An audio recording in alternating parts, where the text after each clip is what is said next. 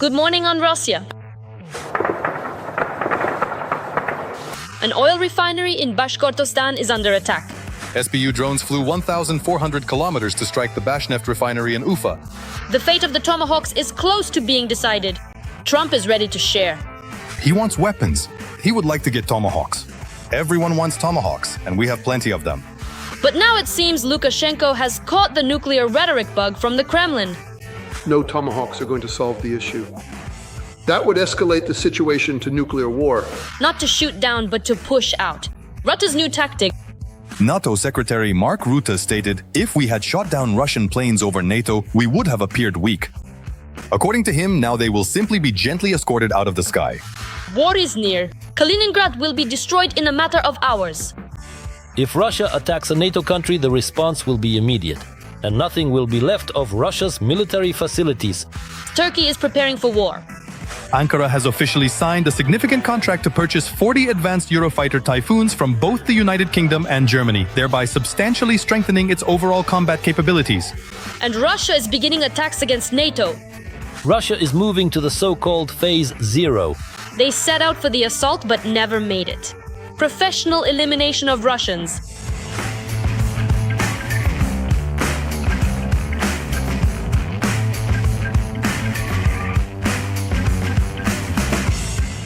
Let everything that should be clean be cleansed. Amen. Amen.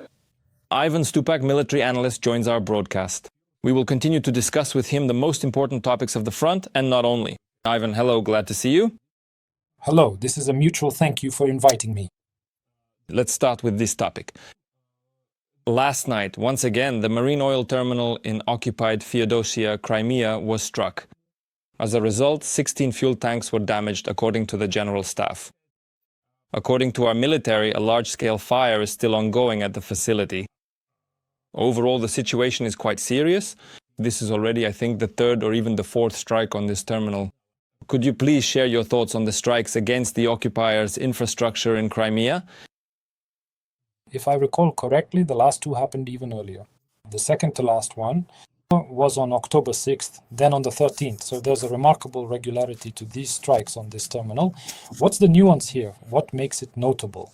First, from a propaganda perspective, let me remind your respected audience, Russian propagandists, and you can find this online, were very actively mocking Ukraine about this, saying, oh, Ukraine claims to have hit something there, but there's nothing there, just remnants, and your Ukrainian propaganda is hyping up some supposed big successes. It's all nonsense, everything was put out, it was all very simple. But for some reason, if it was all so simple, the fire was being extinguished from October 6th for the next 5 days, so it took 5 days to put out the fire. Nothing serious supposedly could have caught fire, just leftover fuel as they claimed. Very interesting. Then there was another strike. So as you've already counted, there have been 3 or 4 strikes recently. In any case, that's a lot. So what's the point here? This base supplies not only civilians, interestingly enough, but also the ground forces of the Russian Federation, and most importantly, like trout on crème brûlée, it supplies the base of the Russian Black Sea Fleet in temporarily occupied Crimea. In other words, both ships and ground forces are supplied from this base. We're not even talking about aviation yet. It is widely believed that there are a grand total of precisely 22 large storage tanks located at this particular base. That's why I think Ukraine will continue working to make sure there are 0 tanks left there in the near future. Also on the night of October 15th, in the Volgograd region, which is inside Russia itself, a series of explosions occurred. Local authorities are complaining about a massive drone attack. Once again, there's hysteria about gasoline shortages. The target is simple, an oil refinery, specifically in the Krasnoarmaysky district of Volgograd. I'd like you to continue discussing this topic. I just want to note for myself that on the one hand, nothing extraordinary is happening, but on the other hand, we're no longer surprised that oil refineries in Russia are constantly being hit. At this point, it's practically a systemic issue. The geography keeps expanding. What do you think about this trend? I like it. Well, let's be honest. It's not just me. All Ukrainians like it. And I fully understand that this is the direction needed to end the war. Once again, the goal is not to deprive Russian kindergartens, schools or hospitals of fuel. That's not our interest. Yes, from a satisfaction standpoint, sure, but it doesn't affect the front lines. Our main goal is to force the Kremlin to stop and cease hostilities. First of all, when we talk about oil refineries, it's usually those closest to Ukraine that get hit the most. A Fipsky oil refinery, Ilinsky oil refinery, Novocherkassk oil refinery. In other words, everything located in Krasnodar Krai, in that direction, the southern region of the Russian Federation, these are the targets we can reach, and the ones that are harder for the Russian Federation to defend because they're so close. Drones appear quickly, attack swiftly, and the results are significant. It's harder to reach targets that are farther away because of the distance, because of air defense systems, and because of electronic warfare. In this situation, Ukraine's goal is to disable as many oil refineries as possible, especially since our drones, to be honest, can't really take out something major. Let's be frank. For example, Uralvagonzavod is a huge facility, and a single missile wouldn't be enough. Where you'd need half a ton of explosives, our drones carry only 40 or 50 kilograms. But for hitting oil refineries, that's just right. Refineries have all sorts of tanks. Fuel, oil, diesel, kerosene, you name it. So Ukraine selects its priority targets for the current week, for the next week, and there have also been reports this week from the Western press saying that the American side is helping Ukraine increase its success rate. More of striking Russian oil refineries by providing information on where and when there is a greater concentration of various air defense systems. For example, Pantsirs, Tors, books, by intercepting radio communications of Russian military personnel, soldiers, militia, reservists, who are guarding the storage tanks, various warehouses, combat army reserves, mobile fire groups, and where there are more of them, and so on. It's better not to send drones there today because the success rate will be lower there than it could be. So most likely it's better to target this, and this instead. And in this way, the Ukrainian side is trying to increase and is successfully increasing the hit rate.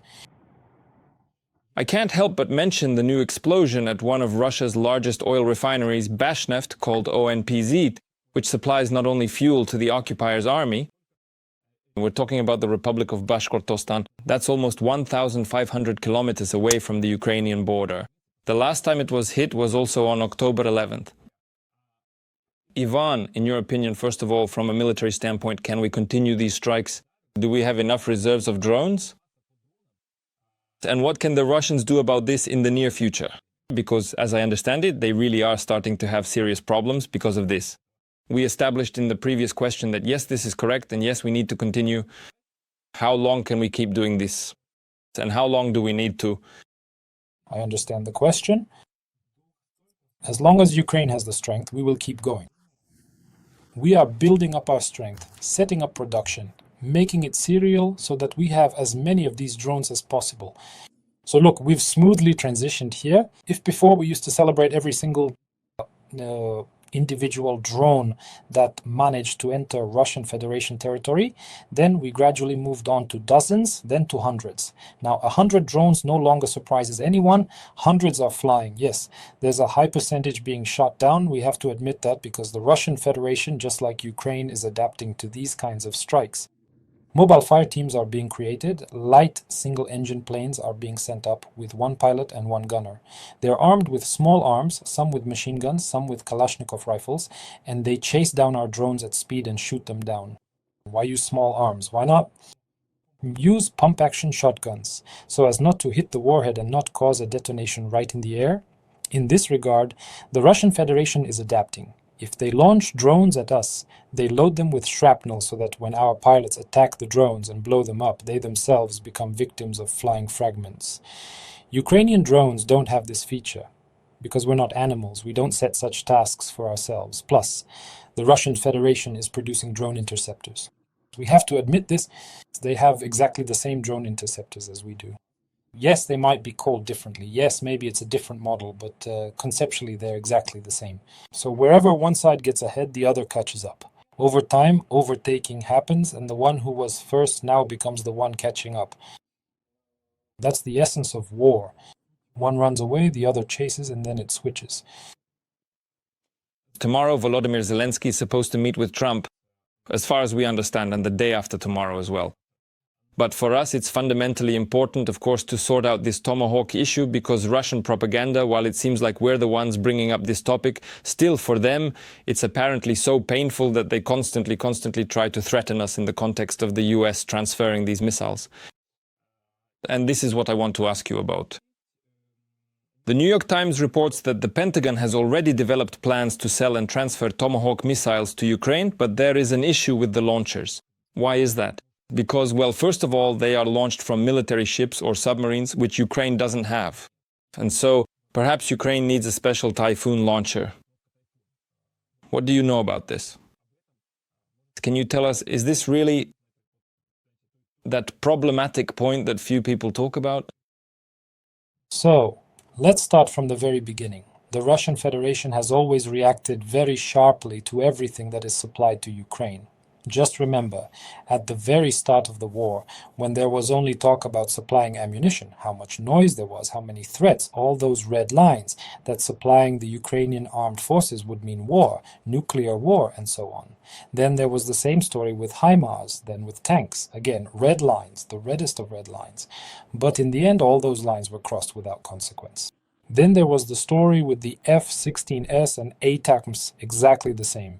Outcry, fear, horror, the end of everything. But we got through it and nothing terrible happened. Now it's the same story with these Tomahawks. My purely personal subjective opinion is that these missiles will not be supplied to us for a variety of reasons and considerations. Every voice matters. Join our community, support independent journalism and help us bring you the truth from Ukraine. Become a member of Ukraine Today. Join us now. At one point, the Western and American press cite their sources saying, no, they definitely won't supply them under no circumstances. Then other sources say, actually, they will supply them, they're still considering it. The final word belongs to Donald Trump. As for me, once again, I think there won't be any transfer. Let's look at it purely physically, purely pragmatically. You said it correctly. First of all, these missiles are limited in number. There are only, according to various estimates, about 3,500 to 4,000 of them in the US. They need them just as much themselves. They can't do without them because Americans are used to attacking with salvos. That is, it's not about launching 1 or 2 missiles, it's about launching 10, 15 missiles at once. You know, to hit all at once. That's just one salvo, it could even be more. That's one point. Second point. If we're talking about ships, no one is going to transfer ships to Ukraine because American ships, most importantly, there's the Montreux Doctrine. When Turkey regained control over the Bosporus and Dardanelles Straits in 1936, it committed that if there are hostilities in the Black Sea, it will not allow passage to ships that are not registered to Black Sea ports of any country. That is, the Russian Federation cannot replenish its lost ships, and Ukraine cannot bring in any other ships that might be gifted to it, whether they are big or small. They simply cannot bring in anything particularly large. There are indeed ground-based launchers available, but as the persistent cynics often say, there are only a mere 8 of them, definitely not 8,000, not even 800, just precisely 8 units. 8 units, and all of them are located somewhere in the region of South Korea, Japan, somewhere in that area to counter North Korea and China. There are another 6 units. Again, as the cynics say, though they may not be very well informed, they claim that there are 6 or 7 units at the disposal of the US Marine Corps, and supposedly they are used for training purposes. Again, 6 units. Units, well, that's not a lot, it would seem. Let's jump straight to the numbers being discussed. Here are the rumors about how many missiles Ukraine might receive. 20, 25, 30, 50 units. 50 units, well, let's be honest, the Russian Federation can launch 30 missiles in a single night. There have been times when over 100 missiles in total were launched in a single night. That was back in 2022. So, let's sum it up this way. Even if they do end up delivering them, and I turn out to be wrong, 20, 30 or 50 missiles won't make a real difference. It's just like with the F-16S. They gave us about 25 of them when we actually need at least 120, but they didn't really change anything. In other words, they didn't turn the tide of the war. They weren't a silver bullet, and they weren't a wooden stake in Putin's heart either. Yes, they'll send a couple dozen, maybe 3 dozen Russian soldiers in some headquarters straight to hell, into the furnace. They'll burn down 1 or 2 oil refineries completely, turn them to rubble. But unfortunately, that's not enough to stop the war. Ivan, let's talk about something else now. The leader of the aggressor country, Putin, intends to deploy about 2 million military reservists in Ukraine. This was reported by The Telegraph.